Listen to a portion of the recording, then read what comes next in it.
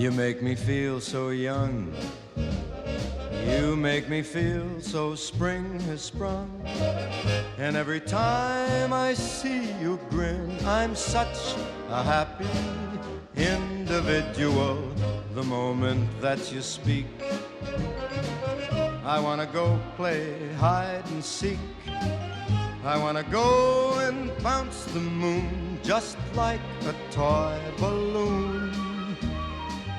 You and I are just like a couple of tots running across a meadow, picking up lots of forget-me-nots.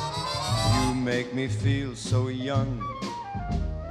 You make me feel there are songs to be sung, bells to be rung, and a wonderful fling to be flung.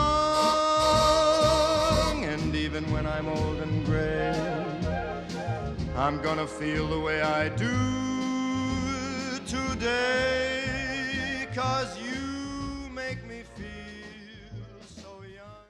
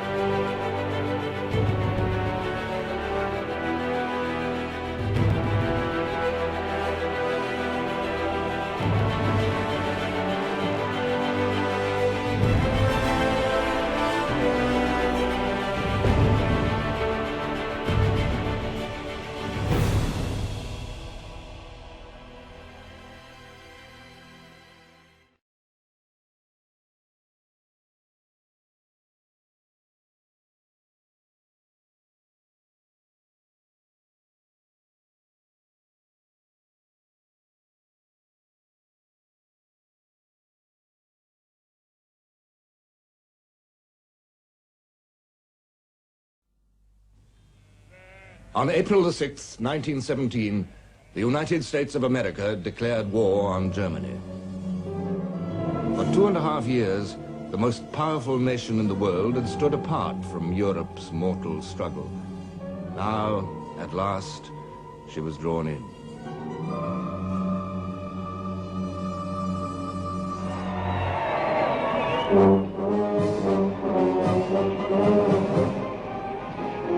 Many months would pass before her soldiers could be ready for battle. But to the war-weary Allies, she brought a new vision of victory.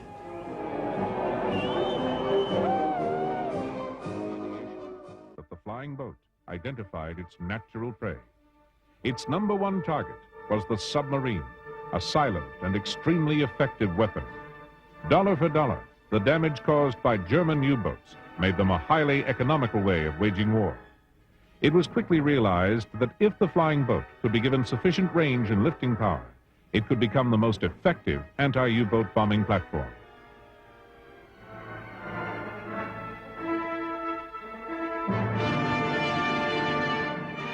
It can hardly be said that any Allied aircraft made a great impact on German U-boats, but the very existence of aerial weapons, even if just for reconnaissance, was a serious threat to submariners. And towards the end of the war, there were recorded instances of direct hits by Allied flying boats on Axis submarines. A trend was being set.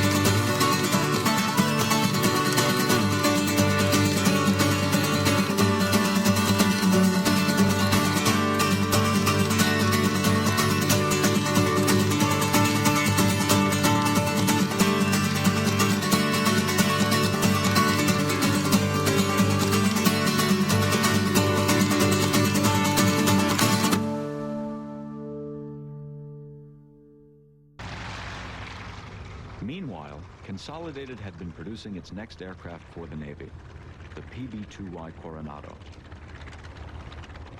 This four-engine flying boat was designed to meet the Navy's newest requirement for a large, long-range patrol bomber. While it provided greater cargo space than that of the PBY, the Coronado's deep hull was in fact necessary to facilitate a water takeoff for such a large aircraft. You can get a lot of speed up, but unless you can get it to rocking and break the suction between the hull and the water, you just bounce along like a good boat. And when you get it broken loose, that's when you start picking up speed and get airborne. That's where the Coronado had it over the PBY, because they had this big square tube that went down and vented the step in the hull and give a little air in there to break the suction. That was a big help. Hydrodynamics were as important as aerodynamics, and in designing flying boats, many thought bigger was better.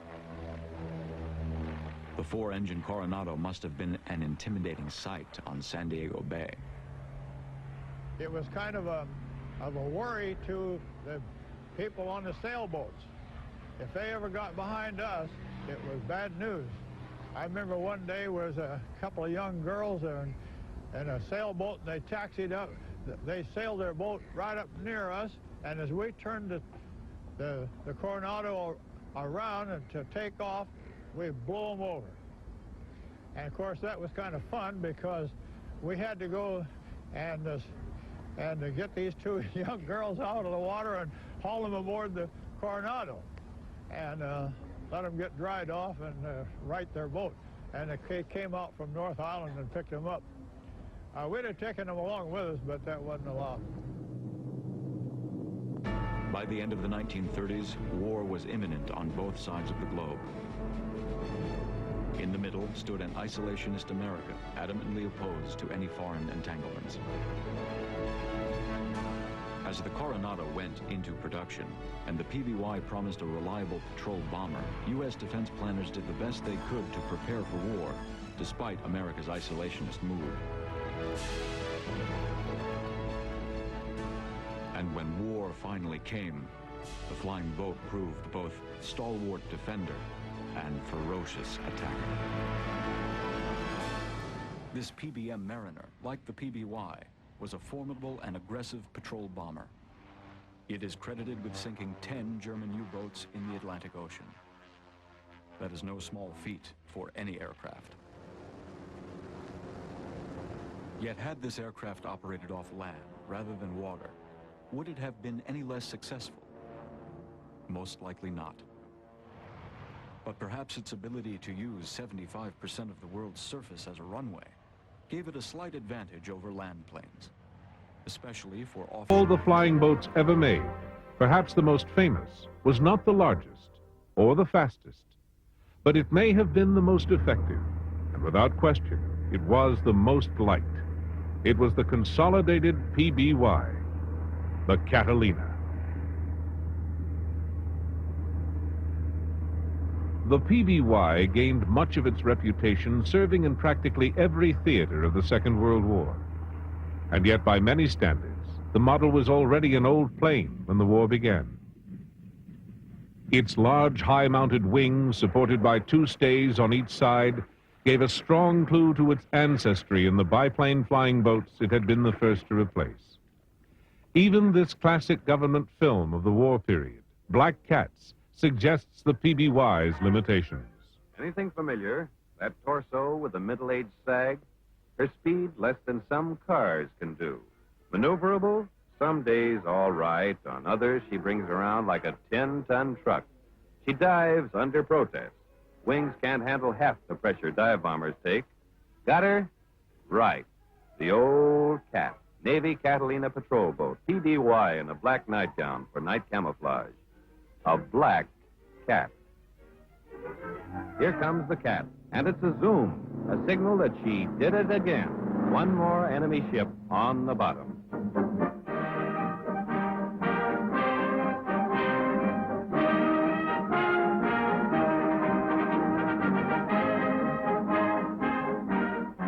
Despite the apparent shortcomings of the PBY, in a war that was ultimately to produce the jet airplane, the ballistic missile, and the atomic bomb, this sturdy flying boat offered reliability, range, lifting power, and above all, endurance. Its range was such that it could fly all-day, non-stop missions. On these missions, it could absorb heavy punishment and still bring crew and often extra passengers home, its objective achieved. This was the basis of what became the legend of the Catalina.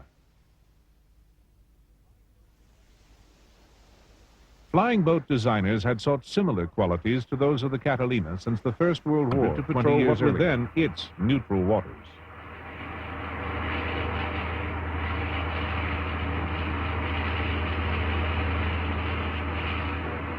Not only did delivery of the first Royal Air Force PBY signal the start of a long and fruitful relationship with the model, the RAF also gave the PBY its name, the Catalina. It stuck to be adopted almost universally. Another model that interested the British was the 5A. Although similar to the flying boat version, the 5A was an amphibian, able to operate from both sea and land. Although this model was heavier, slower, and had less range than the standard flying boat, it was versatile, and nearly half the aircraft delivered were amphibians. The Royal Air Force acquisition was timely. With Britain at war, it was desperate for all types of aircraft. But the Catalina was to be a key factor in maintaining the supply lines from North America to besieged Britain.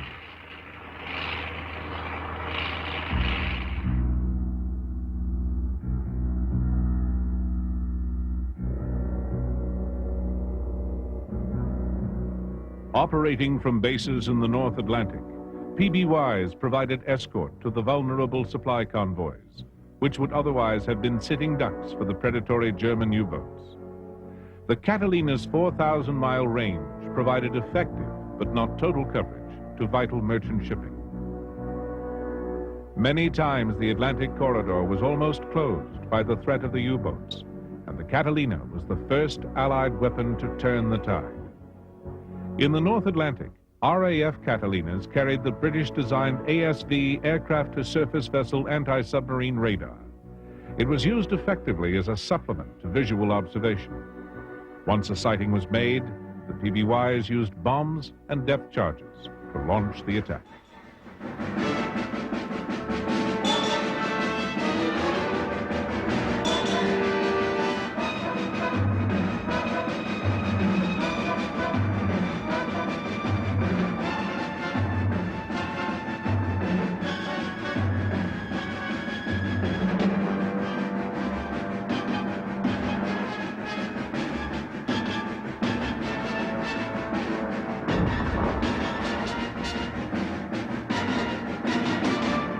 These are the early model PBY-3s with their distinctive flat-side canopies.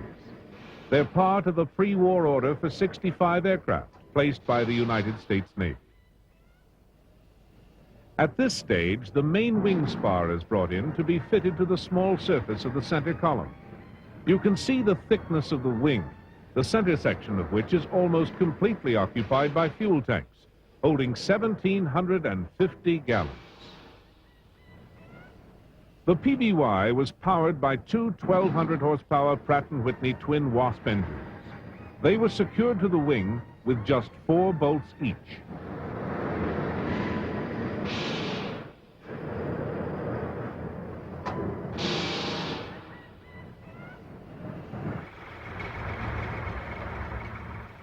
The dry California climate made it possible to install the massive wings out in the open. This simple fact saved thousands of feet of hangar space.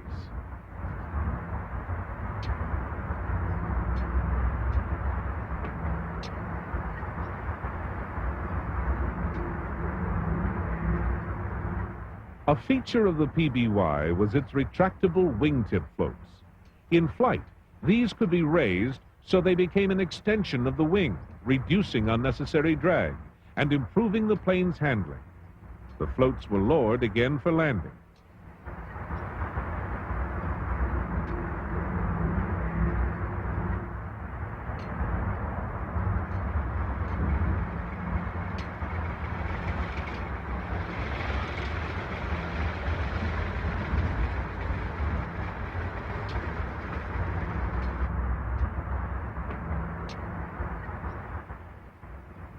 Before each plane was handed over to the Navy, it was thoroughly inspected.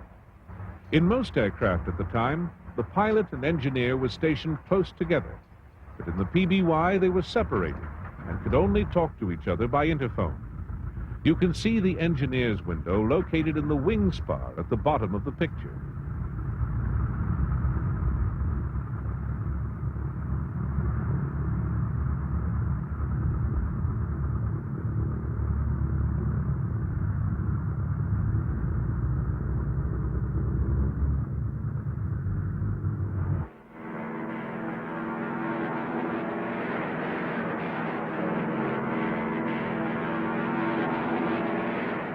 The maiden flight of a new PBY.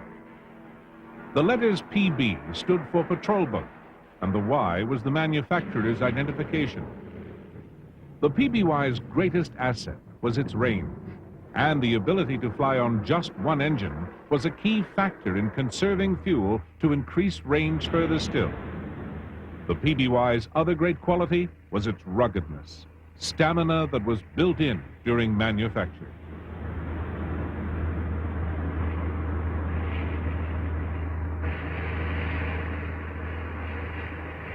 Like most aircraft that stay in production over a long period, the PBY was to evolve. It started as a well-designed, purpose-built flying boat bomber. Most of the first batch of almost 200 went to the United States Navy. When the first production models appeared in 1936, it could have been supposed that only a few hundred would ever be produced. But world events took a sudden turn. December 7th, 1941, off Pearl Harbor in the Pacific Ocean. The Japanese task force is about to deal the U.S. 7th Fleet a cruel blow. A blow that will bring America into the war and lead to the conflict's ultimate conclusion.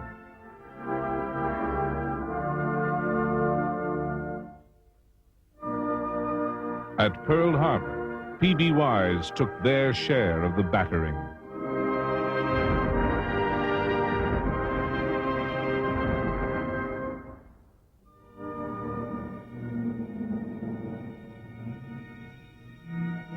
The Aleutian Islands are situated in the North Pacific Ocean, forming a chain stretching 1,200 miles west-southwest of Alaska toward Siberia, forming the southern boundary of the Bering Sea. There are 4 groups of islands, part of the territory of Alaska.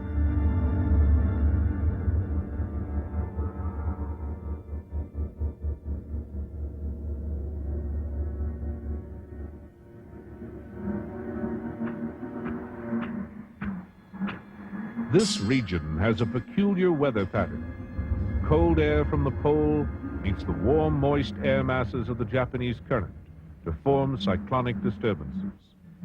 Because of the Earth's rotation, these disturbances move constantly from west to east.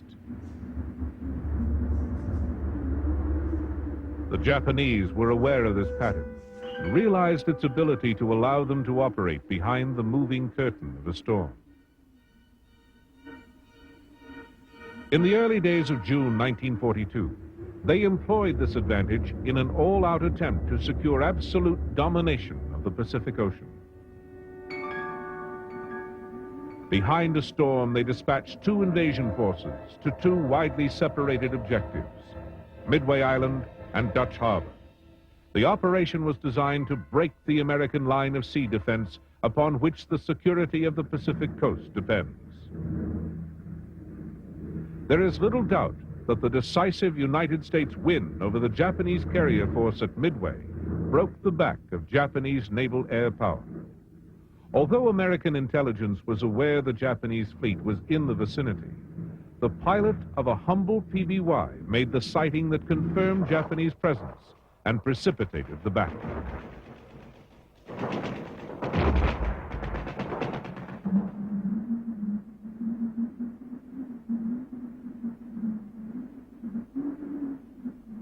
On the northern front, at Dutch Harbor in the Aleutians, the American forces were also prepared with an effective counterattack. Conditions in the Aleutians were almost impossible to bear. In some ways, the weather was the worst enemy of both sides, and took a terrible toll. But PBY patrols persevered, looking for enemy vessels.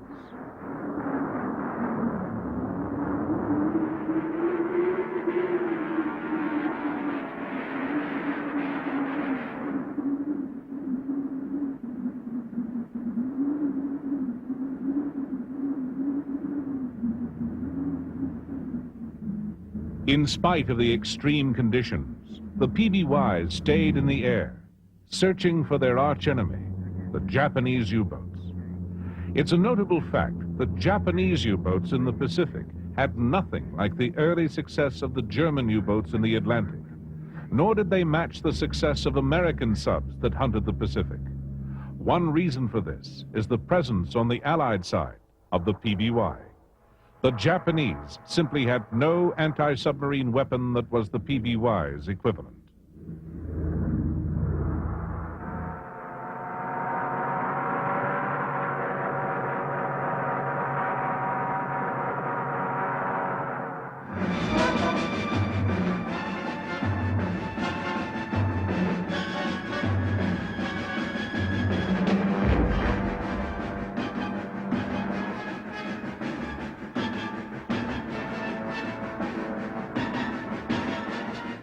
The American presence effectively held the line, and Dutch Harbor was as close as the Japanese ever came to mainland America.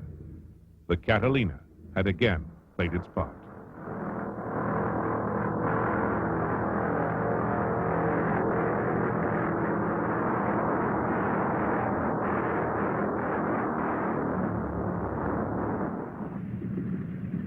But the PBY was not without its competitors. The more advanced Martin Mariner twin-engine long-range reconnaissance bomber was also a very effective flying boat. It continued in production in various forms long after the war. This particular model re-equipped many of the older Catalina squadrons as the famous consolidated flying boats started to age.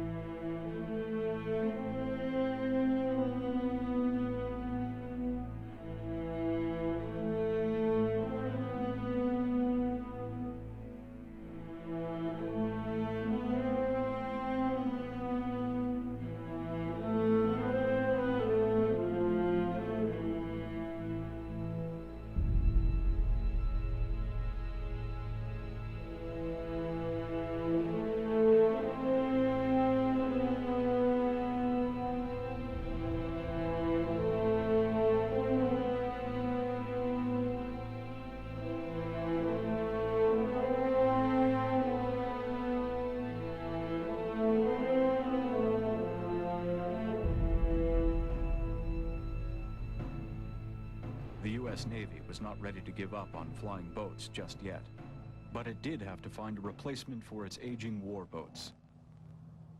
The Glenn L. Martin Company was an old hand at building flying boats. With a Navy contract awarded in 1946, it produced the P-5M-1 Marlin. Martin based the design on its predecessor, the PBM Mariner.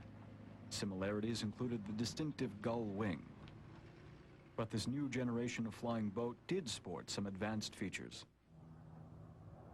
Hydro flaps. Extending 65 degrees below the waterline in the aft section, these appendages could be used separately for turning or together as water brakes. Fully reversible propellers further increased the Marlin's maneuverability. Its distinct bulbous nose housed a large search radar antenna. Its Wright Cyclone engines generated 3,250 horsepower each, considerably more powerful than the 2,100 horsepower engines of the Mariner. The Marlin's wingspan measured the same as the Mariner's, 118 feet, but its length was nearly 15 feet longer. At almost 95 feet, the Marlin's extended hull was perhaps its strongest design feature, promising smoother operation in rough water and a reduced tendency to porpoise. The first production P-5M-1 flew in June of 1951. Thanks to its power-boosted controls and spoiler ailerons, the Marlin was also highly maneuverable in the air, despite its large flying boat design. Within a year, it would enter Navy service and spend the next 15 years keeping a watchful eye on America's newest threat.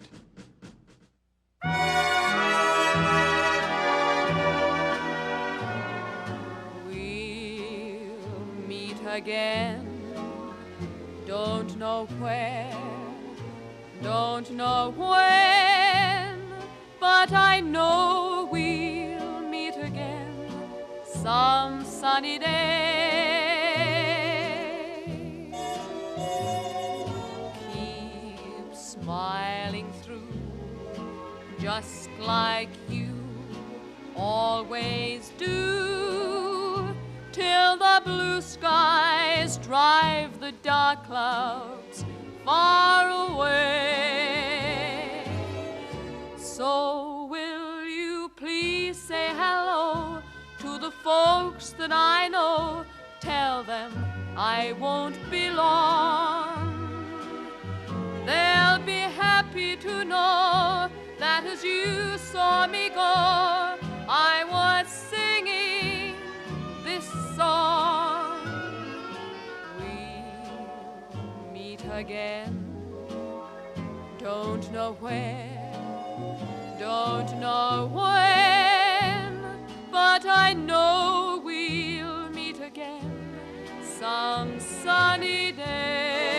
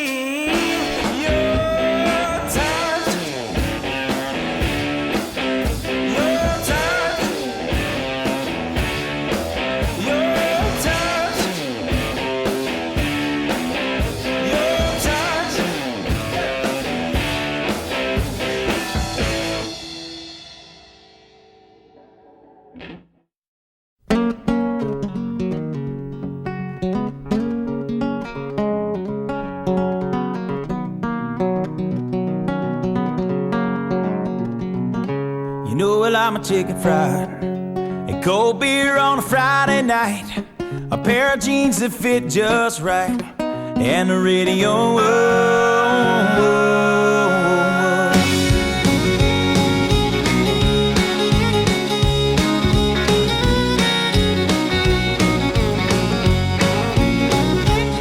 Well, I was raised up beneath the shade of a Georgia pine, and that's home, you know.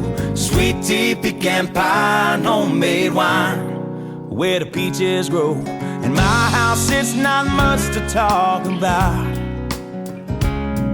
but it's filled when love is grown in southern ground, and a little bit of chicken fried. Cold beer on a Friday night, a pair of jeans that fit just right, and the radio. I like to see the sunrise, see the love in my woman's eyes, feel the touch of a precious child, and know a mother's love. It's funny how it's the little things in life that mean the most. Not where you live, what you drive, or the price tag on your clothes. There's no dollar sign on a piece of mind, this I've come to know. So if you agree, have a drink with me, raise your glasses for a toast to a little bit of chicken fried, and cold beer on a Friday night, a pair of jeans that fit just right, and the radio. I like to see the sunrise, see the love in my woman's eyes, feel the touch of a precious child, and know a mother's love.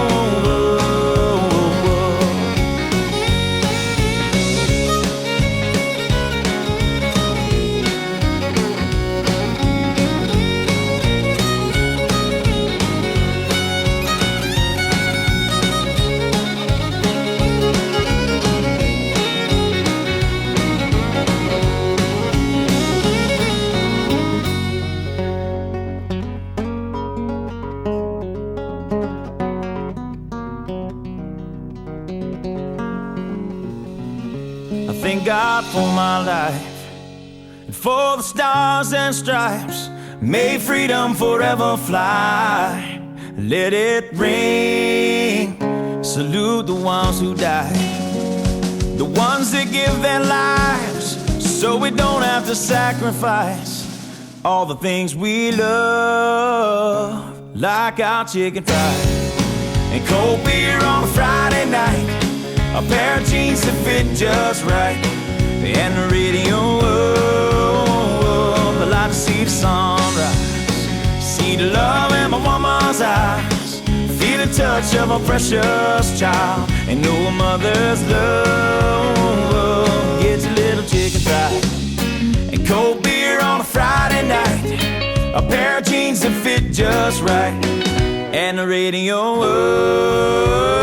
I like to see the sunrise, see the love in my woman's eyes, feel the touch of a precious child, and know a mother's love.